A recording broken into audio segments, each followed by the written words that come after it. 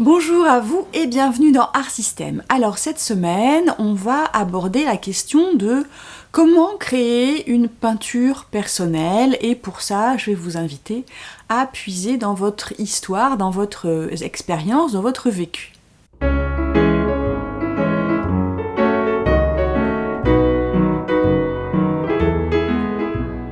Avant de commencer, je vous rappelle que vous pouvez me soutenir en vous abonnant à la chaîne, en likant, en commentant mes vidéos et vous pouvez aussi maintenant me soutenir financièrement grâce à la plateforme participative Tipeee sur laquelle vous pouvez faire un don ponctuel ou régulier. Le lien est dans la description de cette vidéo.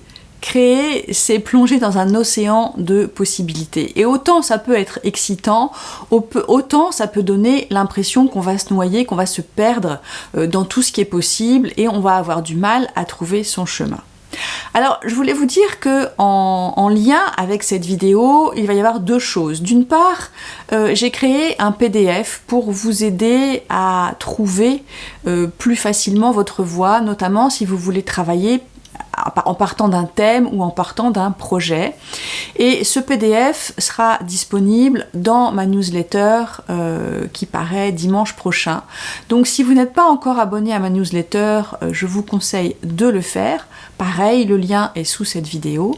Et il y aura aussi un live YouTube dont je vais vous mettre les détails dans la description où on va pouvoir justement aller plus loin sur ce sujet, discuter de ça, de comment créer un art qui soit vraiment personnel, qui vienne vraiment de nous, de notre vécu, de notre histoire, de nos centres d'intérêt, de nos passions, voire de nos obsessions, et comment partir de ça pour créer un ensemble d'œuvres qui va vraiment être à nous, qui va vraiment nous ressembler. Donc n'oubliez pas le PDF dans ma newsletter dimanche prochain et le live à venir le lendemain, je crois que c'est programmé pour le lundi 29 avril. Et donc maintenant, on va se pencher sur ce sujet parce que, en effet, quand on commence à peindre ou qu'on peint ou qu'on pratique depuis un certain temps, on peut avoir l'impression qu'il y a des choses à faire, qu'il faut rentrer dans certaines cases. Et d'une part, c'est rassurant. D'autre part, c'est vrai que quand on commence, on a tendance à aller voir ce que font les autres. C'est une bonne chose d'aller voir ce que font les autres parce que ça va nous permettre de repérer ce qu'on aime, ce qui nous intéresse. En s'inspirant de leur travail, évidemment sans plagier, sans copier, ça peut nous permettre d'apprendre certaines techniques, ça peut nous permettre d'apprendre comment utiliser certaines palettes de couleurs, comment réaliser certaines marques, quels gestes avoir pour peindre, comment lâcher prise, ce genre de choses.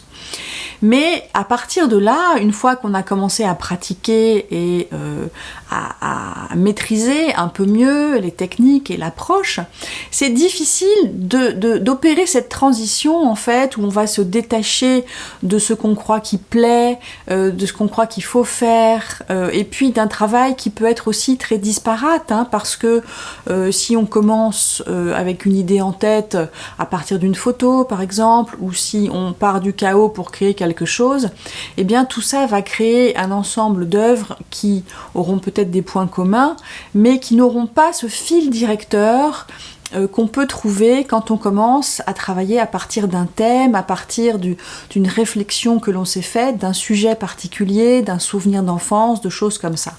Et donc je voulais aborder ça avec vous parce que je crois que c'est un élément extrêmement important. Votre art, c'est vous. En tout cas, ça, le but de l'expression à travers l'art, c'est d'exprimer quelque chose de soi, d'exprimer quelque chose d'extrêmement personnel, d'intime, de particulier. Hein. Chacun a une vie différente, une trajectoire propre, et c'est ça qui va contribuer à faire la richesse de l'art aussi, c'est que face à un même sujet, à un même thème, et ben, s'il y a 10 artistes, il y aura 10 interprétations différentes, et s'il y en a 100, il y en aura 100 différentes.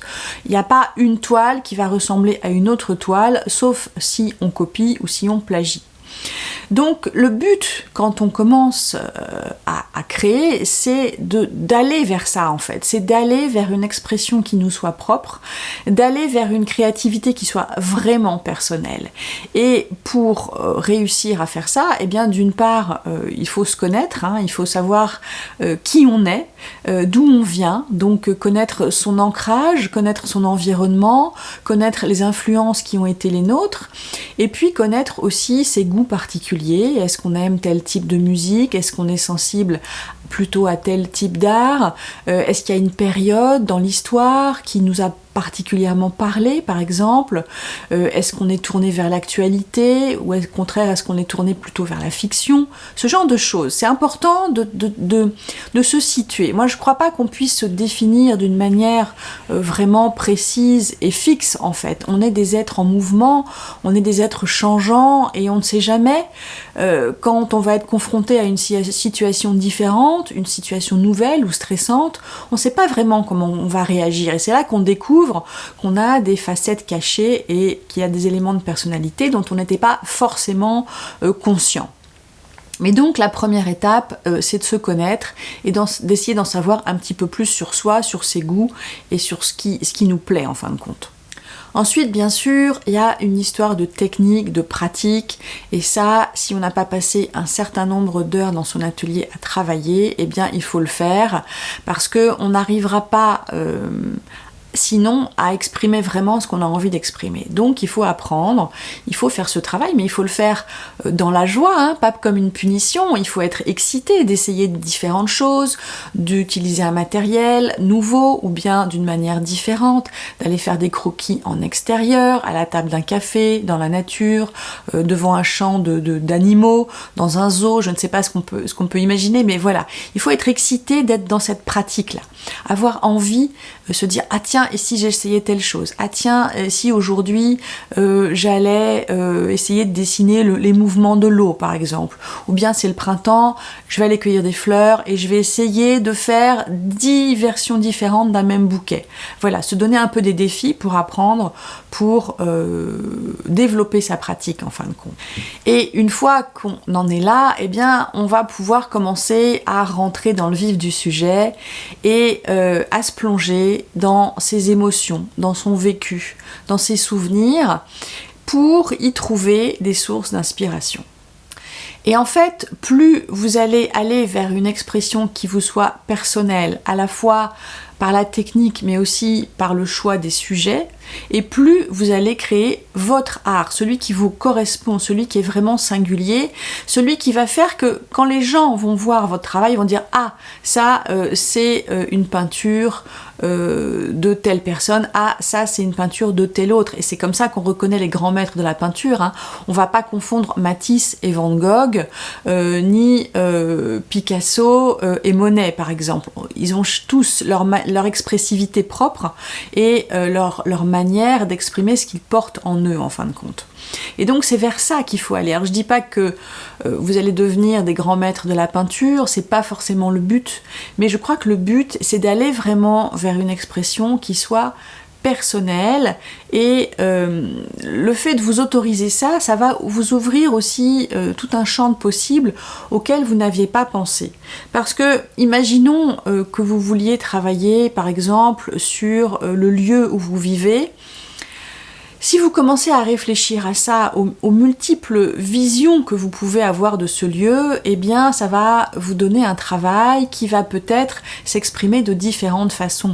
Peut-être que vous aurez envie d'associer des dessins, des peintures, mais aussi de la photo, mais aussi des textes, que vous allez peut-être consigner, des souvenirs de personnes, des anciens qui vivent là depuis très longtemps et qui peuvent raconter certaines choses. Et au bout du compte, votre travail va s'enrichir de tout ça et il va avoir différentes facettes et ce sera bien différent de ce que vous auriez pu faire si vous vous étiez contenté de dire ah ben moi j'aime bien le lieu où je vis, j'aime bien mon village, ma ville, je vais représenter par exemple les bâtiments emblématiques de ce lieu, et là on reste dans quelque chose d'un peu convenu, d'un peu évident, quelque chose qu'on va retrouver dans tous les guides touristiques ou dans tous les livres qui parlent de ce lieu, alors que si vous avez votre approche, et que vous vous dites, par exemple, moi ce qui m'intéresse, c'est ce que les autres ne voient pas, c'est les petits coins oubliés, c'est les rues, c'est les vues qu'on peut avoir de certains endroits, c'est les personnes qui vivent là, c'est les souvenirs qu'elles peuvent avoir, ou bien c'est comment l'histoire, les différentes couches de l'histoire se sont superposées et restent visibles dans le quotidien. Bref, il peut y avoir différentes approches, mais plus ça va être personnel, plus ça va être vous, plus ça va être en lien avec votre personnalité et ce qui vous intéresse, et plus votre art va être remarquable et remarqué, et il y aura de l'émotion, il y aura du vécu dedans, et je pense que ça, les personnes qui le regardent, ils sont sensibles. Et donc c'est pour ça que je vous incite vraiment à aller vers cette forme d'expression.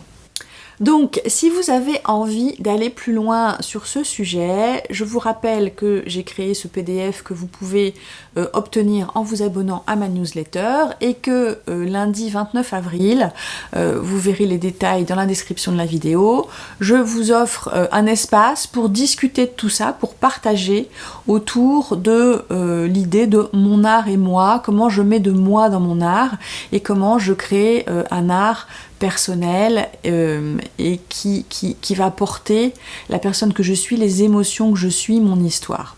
Voilà, donc si ça vous intéresse, eh bien vous trouverez tous les détails sous cette vidéo, et puis je vous souhaite une bonne création. Je vous rappelle que vous pouvez vous inscrire sur la liste d'attente pour les âmes créatives qui va commencer au mois de septembre, et là c'est pareil, vous avez un lien et vous pouvez aller voir les informations par rapport à tout ça. Voilà, donc il y a plein de choses qui se préparent, plein de projets, et je serai ravie que vous y participiez. Je vous souhaite une bonne fin de journée, beaucoup d'inspiration, et je vous dis à bientôt.